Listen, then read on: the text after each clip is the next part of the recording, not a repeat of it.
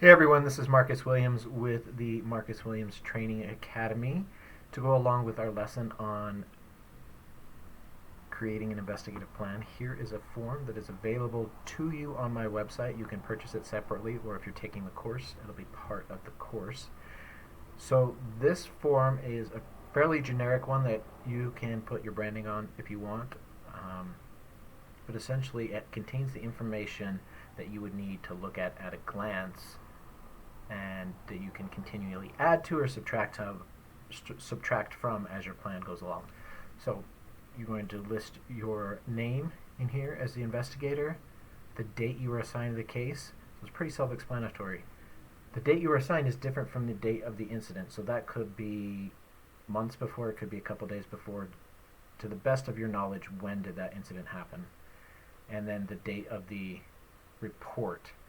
Again, those could be completely different dates. So if you're tracking that kind of information, that's why they're on here, they're on the plan, so it's easy to find at a glance. And then any case you work has to apply to the policy, so this puts the applicable policy or the applicable section or behavior in the policy. So now you know who's investigating, when you got it, and what you're investigating. Your complainant's name, the respondent's name.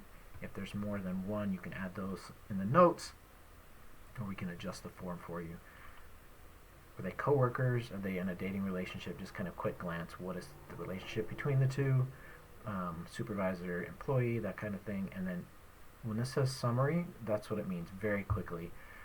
Complainant stated that on this date, the respondent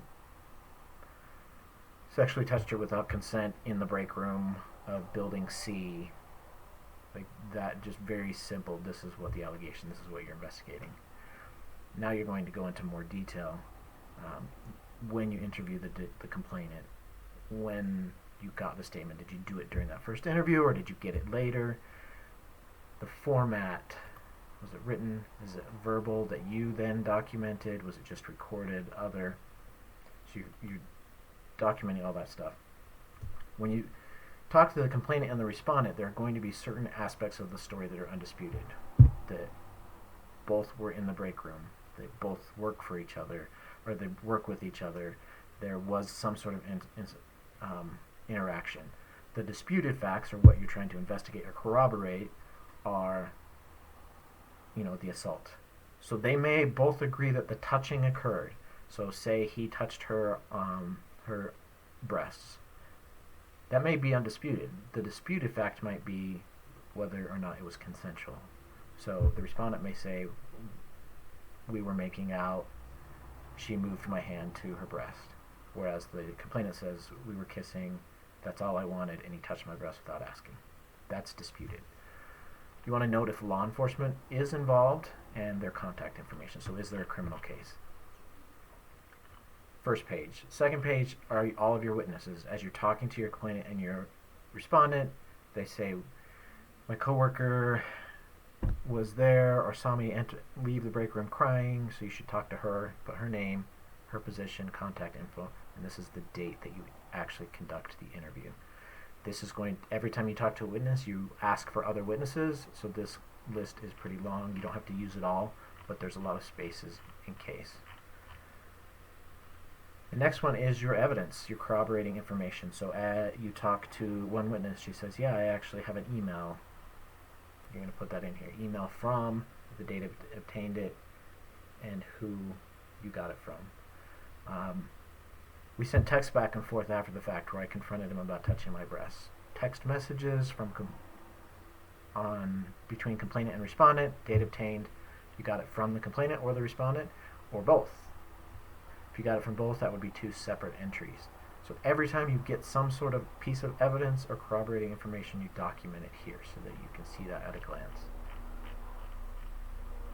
And then these are some additional potential steps that you could take. They may not be applicable. If there were no phone calls between the two, phone calls would be no. If you don't know, you can put unknown, and then once it becomes known, you can change it. Do you need to look at their work emails? Do you need to search their computers? Phone records would be like billing records, calls, texts, and such. A phone search is actually looking through the phone.